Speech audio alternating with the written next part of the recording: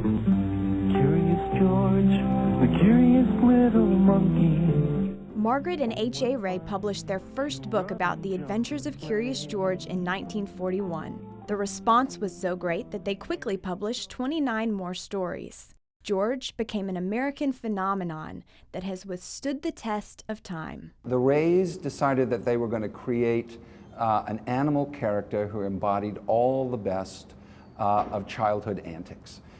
Somebody who was fearless, who could go right to the brink of something, who wasn't afraid of making a mess.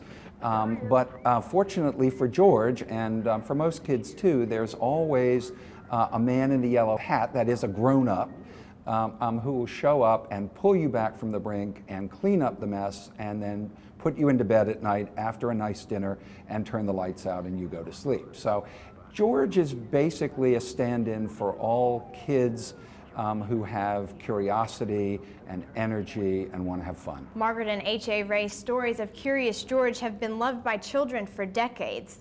But what most people don't know is how Curious George helped save the Rays. When the Nazis began their invasion of Europe, the Rays knew that their lives were in danger.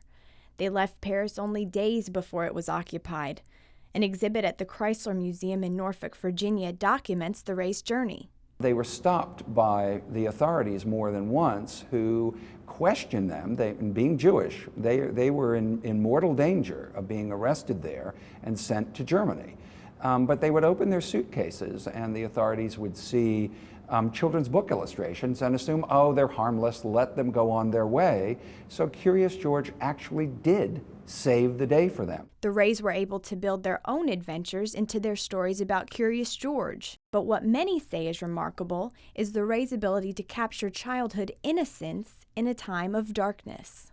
I think it's really valuable to know what these folks went through, because it leads you to an even deeper appreciation of the miracle of the art they created. I mean, life is tenuous. Things are hard, often dangerous, and yet out of that comes 30 books of pure joy. I think it's important to know where these things sprang from.